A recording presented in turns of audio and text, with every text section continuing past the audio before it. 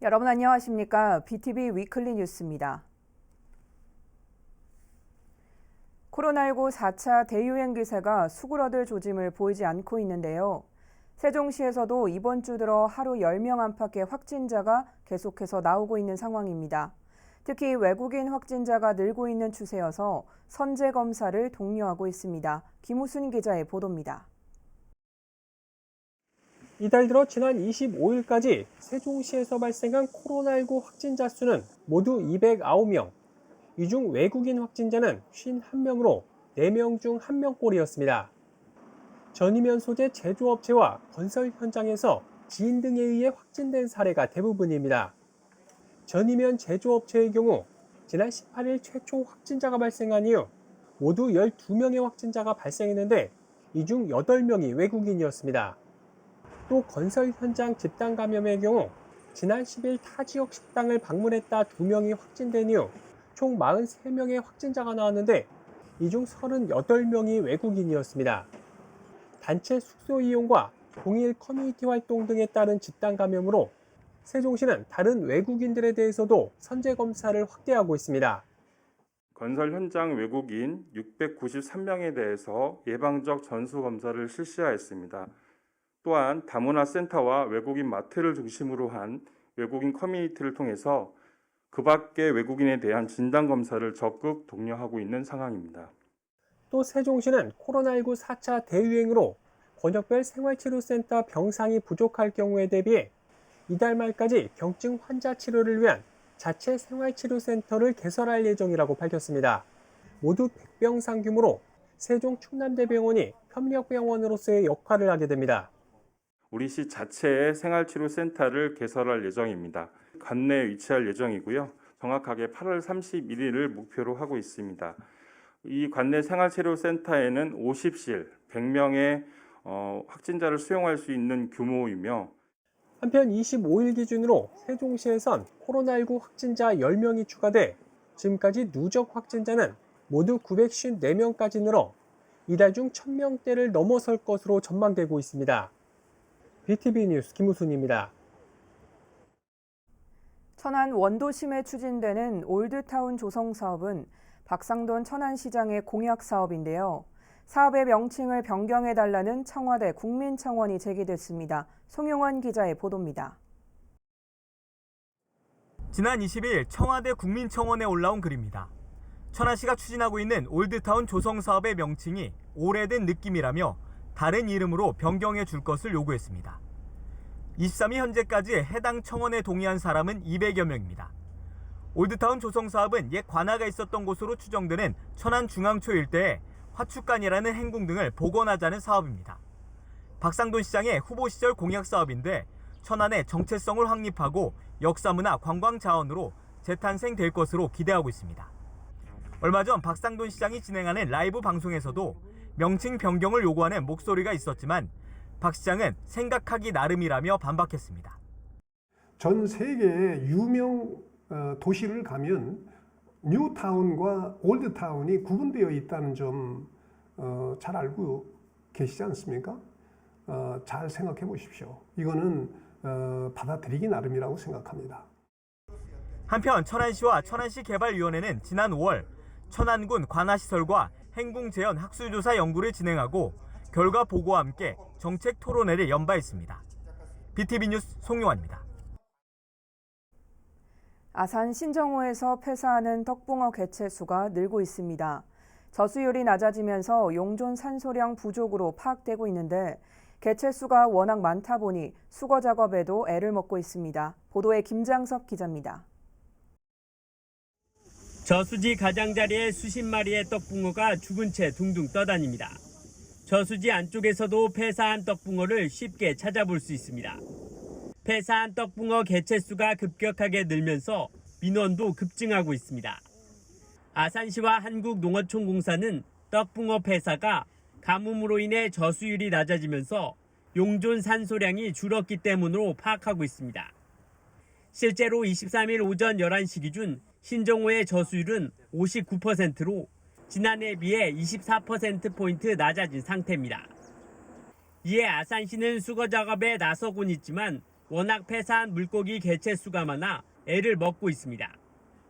신정호를 관리하고 있는 한국농어촌공사는 지난 주말 1차 수거 작업을 한 데 이어 기상 상황 등을 고려해 아산시와 함께 추가적으로 폐사한 물고기 수거 작업에 나서겠다고 밝혔습니다. BTV 뉴스 김장섭입니다. 국회 세종의사당 설치 법안인 국회법 개정안이 그동안 발목 잡혔던 운영 개선 소위를 통과하면서 이제 8부 능선을 넘어섰습니다. 지역에서는 환영의 물결이 이어지고 있는 가운데 아직 긴장의 끈을 놓아서는 안 된다는 지적도 나옵니다. 김우순 기자의 보도입니다. 국회 세종의사당 설치안을 담은 국회법 개정안이 여야 합의로 국회 운영 개선 소위를 통과했습니다. 민주당 홍성국 의원이 대표 발의한 법안이 지난해 11월 운영 개선 소위에 상정된 지 9개월 만입니다. 해당 법안은 이달 말 운영위 전체 회의를 거쳐 9월 정기국회에서 최종 통과될 가능성이 커 보입니다. 여야 합의로 세종의사당 설치법인 국회법이 국회 운영 개선 소위를 통과했습니다. 비용도 줄이고 시간도 절약하고 행정 효율도 강화하는 세종의사당 설치법 본회의 통과를 위해서 보다 속도를 내겠습니다. 이번에 운영 개선 소위를 통과한 개정안은 기존 홍성국 의원이 대표 발의한 법안을 토대로 일부 수정 의결되었습니다. 국회법 제22조 사항인 세종특별자치시에 세종의사당을 둔다라는 문장 사이에 국회 분원으로란 문구를 삽입한 겁니다. 분원 명시를 통해 위헌 논란을 해소하기 위한 취지로 풀이됩니다. 또 부대 의견으론 국회 사무처는 2021년 설계비 예산을 활용해 세종의사당 건립에 관한 기본계획을 조속히 수립한다는 내용을 담았습니다. 지역에선 즉각 환영의 물결이 이어졌습니다. 세종의사당 건립을 위한 범국민 비상대책위원회는 논평을 통해 세종시가 반쪽짜리 행정중심 복합도시를 넘어 명실상부한 행정수도 도약의 발판을 마련했다며 국가 균형 발전의 초석을 다지게 됐다고 높이 평가했습니다. 또 지역 온라인 커뮤니티에도 환영과 축하의 메시지가 이어지고 있습니다.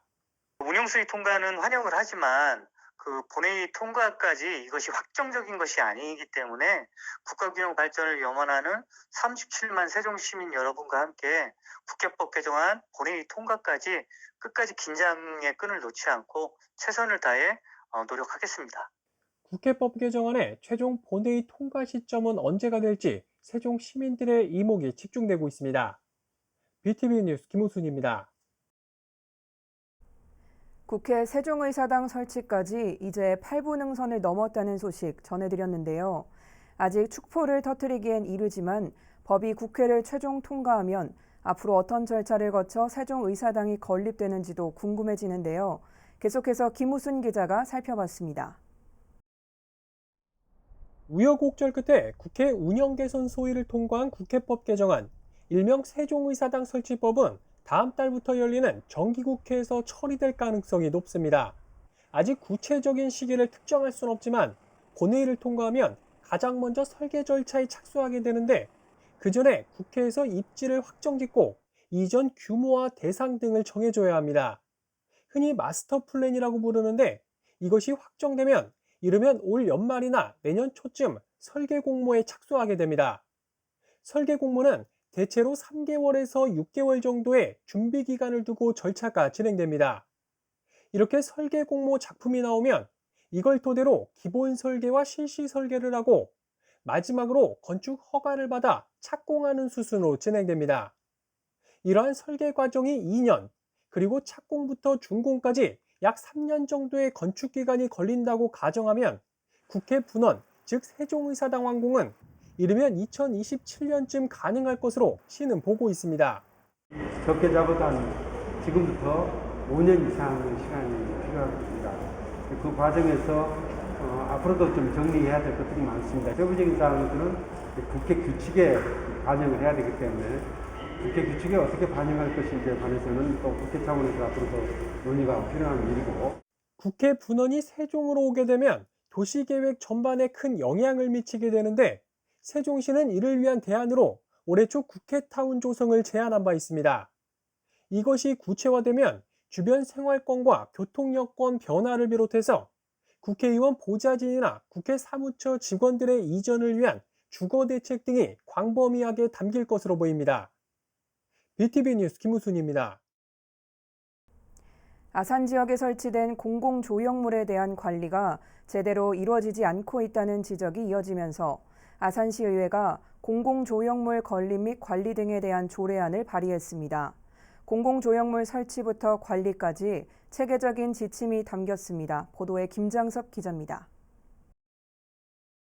아산시청 인근에 설치된 구불맹사성 동상입니다. 지난 2008년 맹사성의 청렴 정신을 새기기 위해 설치됐지만 현재는 색이 다 바랬습니다. 동상을 비추던 조명시설은 파손된 채 방치되고 있습니다. 공공조형물에 대한 관리가 제대로 되지 않고 있는 상황.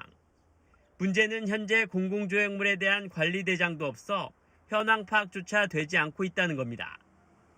이에 조미경 아산시 의회 의원이 아산시 공공조형물의 건립 및 관리 등에 관한 조례안을 발의했습니다. 공공조형물 설치부터 관리까지 체계적인 지침이 담겼습니다. 또한 공공조형물 설치 전 심의위원회를 구성해 타당성을 검증하고 사후 관리 계획과 관리 부서를 지정하도록 했습니다. 조례 이전에 설치된 공공조형물에 대한 전수조사도 진행돼 관리됩니다. 조례가 통과되면 공공조형물의 무분별한 난립을 막고 효율적인 관리를 통해 공공성도 확보될 것으로 기대됩니다. 공공조형물 건립 및 관리 등에 관한 조례안은 제231회 아산시의회 임시회에서 처리될 예정입니다. BTV 뉴스 김장섭입니다. 천안시가 시정 목표를 구체화하고 새로운 천안을 만들기 위해 내년도 시책 구상 보고회를 열었습니다. 보고의 주요 내용 송영환 기자가 소개합니다. 천안시는 민선 7기 마지막 회의자 민선 8기를 여는 2022년의 슬로건을 시민의 삶이 바뀌는 설렘이 가득한 도시, 미래를 향한 다시 뛰는 천안이라고 제시했습니다. 또 시정 3대 목표인 새희망 미래도시와 고품격 문화도시, 스마트 교통도시 조성에 속도를 내기로 했습니다. 이를 위해 시는 시청 대회의실에서 2022 시책구상 보고회를 열었습니다. 보고회에는 시민 편의와 행정혁신에 중점을 둔 294건의 신규 사업에 대한 공유가 이루어졌습니다. 먼저 새희망 미래도시는 지역혁신 전략산업 체계와 기업성장 시스템 구축 등으로 미래 먹거리 산업을 준비합니다. 또 고품격 문화도시는 올해부터 시작한 빵의 도시 천안에 브랜드 이미지를 구축하고 반려동물 특화단지 조성과 왕건 유적지 탐방로 조성 사업 등을 구체화할 계획입니다. 스마트 교통도시는 개인형 이동장치 민원 신고 시스템 운영과 거주자 우선 주차장 등 공유주차 활성화, 스마트 횡단보도 설치 등을 추진할 계획입니다. 여기에 어린이 놀이시설 스마트 안전관리 시스템 구축과 어린이 보호구역 내 승하차 구역 설치, 상담 캠핑차 운영 등 어린이를 비롯한 사회적 약자를 배려한 정책도 적극 시행할 계획입니다. 한편 보고회는 코로나19 상황을 감안해 3교대와 내부 인터넷 방송을 통해 진행됐습니다. BTV 뉴스 송영환입니다. 문이 잠기지 않은 차량을 골라 절도를 하려던 10대 남성 2명이 경찰에 붙잡혔습니다. 범행은 통합관제센터 CCTV에 고스란히 담겼는데요. 아산 지역 CCTV 관제센터가 범죄 사고 예방과 대응에 큰 역할을 하고 있습니다. 보도에 김장섭 기자입니다. 자정 무렵 아산 온천동의 한 이면도로 10대 남성 2명이 걸어가며 주차된 차량의 문을 하나씩 열어봅니다. 문이 잠기지 않은 차량에서 물건을 훔치려는 겁니다. 결국 두 사람의 수상한 흔적은 관제센터 CCTV에 고스란히 찍혔고 실시간으로 관제 중인 아산시 관제센터 요원의 신속한 신고로 현장에서 경찰에 체포됐습니다. 주차된 차량의 문을 열려고 하는 것을 보고 절도 실행에 착수라고 판단하여 111 상황실에 신고하였습니다. 출동 경찰관에게 범인들의 이동 경로와 인상착의 등에 대해서 전파하였습니다. 아산경찰서는 차량 터리범 검거에 결정적인 역할을 한 CCTV 관제센터 요원에게 감사장을 전달했습니다. 이처럼 아산시 도시통합운영센터가 범죄 사고 예방이나 대응에 큰 힘이 되고 있습니다. 센터가 관리하는 CCTV는 모두 3,200대. 모두 16명의 관제 요원이 4개조를 편성해 24시간 지역을 살피고 있습니다. 범죄나 사고가 우려되는 상황을 포착해 관찰하는 건수도 하루 평균 55건가량 됩니다. 아산시는 관제 효율을 높이기 위해서 내년까지 CCTV 1,000대에 대한 선별 관제 시스템을 도입해 관제 요원의 부담을 줄이고 사각지대를 최소화할 방침입니다. BTV 뉴스 김장섭입니다.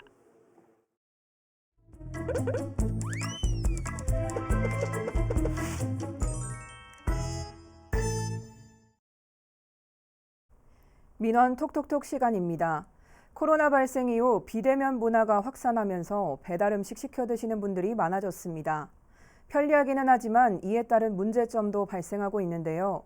이번 민원 톡톡톡에서는 오토바이 소음 문제에 대해서 알아봤습니다. 늦은 밤 하루 일과를 마치고 단잠을 청하려고 하면 들려오는 그 소리. 매일 들려오는 그 소리 때문에 도무지 잠을 이룰 수가 없습니다. 2019년 12월 중국 우한에서 발생하여 전 세계로 퍼진 코로나 바이러스 때문에 우리의 일상에는 많은 변화가 찾아왔습니다. 제가 지금 대학교 1학년이거든요. 네. 대학교 1학년인데 그 재작년이 생긴 것 때문에 그 고등학교도 못 가고 이번에 대학교도 그 시험 볼 때만 빼고 못 가고 그래가지고 좀 많이 아쉬운 것 같아요. 타 지역을 많이 못 가는 거.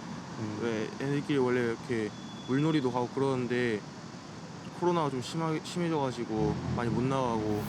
그중 사회적 거리두기로 인해 식당 이용을 줄이고 집에서 밥을 해 먹거나 배달을 시켜 먹는 것이 일상이 되었는데요. 최근에는 음식점뿐만 아니라 마트와 편의점까지 배달이 가능해서 많은 사람들이 배달을 친숙하고 편리하게 이용하고 있습니다.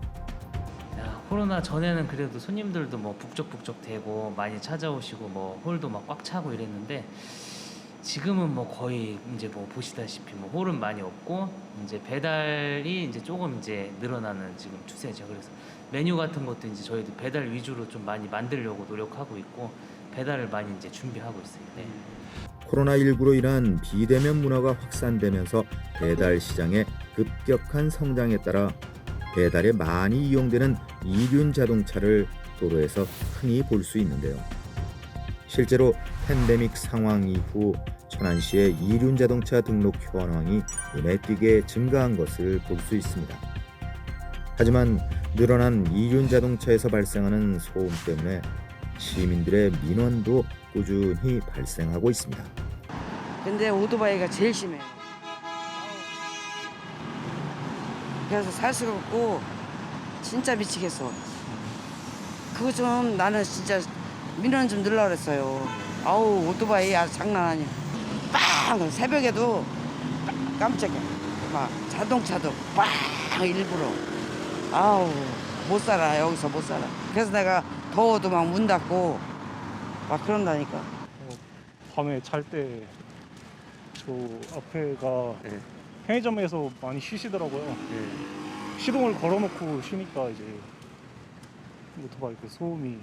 We are at home and some maybe delivery guys arrive on their motorcycles and in this nighttime silence it's very noisy. 이제 여름철에 접어들면서 소음 민원 중에 이륜 자동차 소음 관련 비중이 한 80% 정도를 차지하고 있습니다. 주로 배달 이륜 자동차들이 주택가들을 다니면서 내는 굉음으로 인해서 수면과 생활에 방해를 받는다는 민원과 대형 이륜 자동차들의 폭주로 인해서 소음 공해를 피해를 호소하는 민원도 접수되었습니다. 천안시는 경찰서와 한국교통안전공단과 함께 이륜 자동차 배기 소음에 대한 합동 단속을 꾸준히 진행하고 있지만 단속을 하러 나가면 위반하는 차량이 거의 없다고 하는데요. 이는 이륜 자동차 소음 단속 기준 때문이라고 합니다. 소음진동관리법에 따른 이륜자동차 소음 단속 기준은 105dB입니다. 105dB은 지나가는 열차를 가까이에서 듣는 소음과 비슷한 수준인데요. 높은 단속 기준 때문에 이륜자동차를 단속하기 어려울 뿐더러 머플러를 개조해도 배기 소음 단속 기준을 넘어가는 오토바이는 거의 없다고 합니다. 소음 허용 기준이 높아 점검 시 위반한 차량이 거의 없습니다. 그래서 이륜차 소음이 발생하지만 실질적으로는 단속 기준이 높아 단속에 어려움이 있습니다. 근데 민원인 분들이 피해는 받고 있고 지자체에서도 인지를 하고 있지만 단속하는 입장에서 소음 허용 기준이 높기 때문에 실질적인 단속에 어려움이 있으니 환경부와 논의하여 기준 강화를 검토할 예정입니다. 머플러 튜닝해서 법적인 기준 내에서 소음을 높이는 걸 막을 수는 없지만 아까 말씀한 것처럼 소음이 좀 민감한 지역들에 한해서는 속도 카메라, 단속 카메라가 있는 것처럼 소음 단속을 하는 게 좀 있었으면 좋겠고 라이더분들도 그런 곳 말고 소리를 내도 상관없는 곳에서 즐길 수 있었으면 좋겠어요. 시민들이 편하게 잠을 이룰 수 있는 날까지 지자체의 지속적인 관심과 환경부의 배기 소음 단속 기준 조정에 대한 검토가 필요해 보입니다.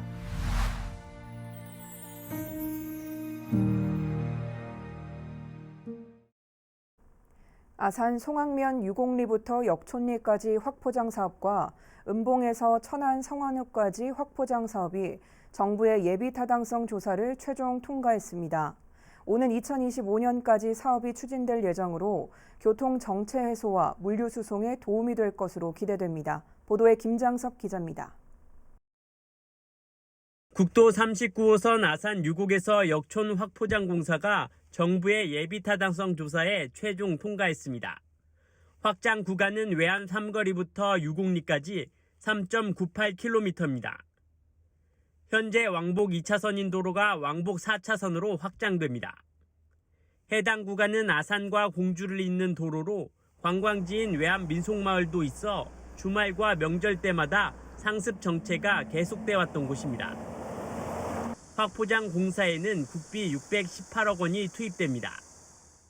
사업은 제5차 국도 국지도 5개년 계획에 따라 오는 2025년까지 추진됩니다. 국지도 75선 은봉에서 성환 확포장 사업도 예비 타당성 조사를 통과했습니다. 9.33km 구간이 왕복 4차선으로 확대되며 881억 원의 국비와 지방비가 투입돼 2025년까지 추진될 예정입니다.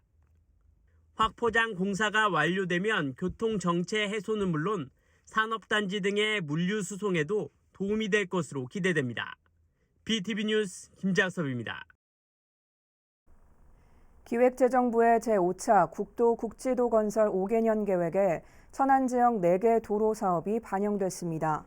이번에 반영된 사업은 성거에서 목천 국도 1호 대체 우회도로, 목천에서 삼룡 국도 1호선 도로 확장 공사, 북면에서 입장 국지도 57호선, 은봉에서 성환간 국지도 70호 도로 확장 공사 등입니다. 일부 시내권을 제외하고 전액 국비로 추진되며 오는 2027년까지 약 1조 원이 투자될 전망입니다. 천안시는 도로가 건설되면 30km의 순환 도로교통망 체계가 확충되고 도심 교통 정체 현상도 크게 해소될 것으로 내다봤습니다. 아산시가 오는 10월에 개최할 예정이었던 제60회 아산 성웅 이순신 축제를 전면 취소하기로 결정했습니다. 아산시 축제위원회는 최근 코로나19 확산이 진정 기미가 보이지 않는 등 예측이 불가한 상황에서 시민의 건강과 안전을 고려하여야 할 사항으로 방역 관련 전문가들의 의견 방영과 축제위원들의 논의 끝에 10월 오프라인 축제 개최가 어렵다고 판단했습니다. 한편 아산시는 성웅 이순신 축제 대신 코로나로 지친 시민들에게 위로와 희망이 될 수 있도록 사회적 거리 두기에 맞춰 소규모 공연 등을 준비할 계획입니다. 이상으로 BTV 위클리 뉴스를 마칩니다. 시청해주신 여러분 고맙습니다.